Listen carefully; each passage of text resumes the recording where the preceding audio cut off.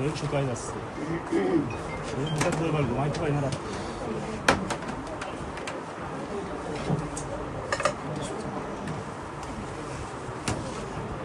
পরীক্ষা লাগবে কি না, রিপোর্ট লাগবে কি না?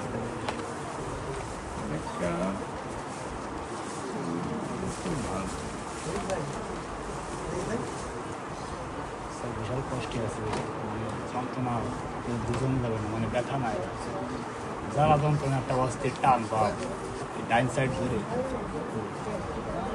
ঠিক আছে, এই মাস যাক যদি না হয়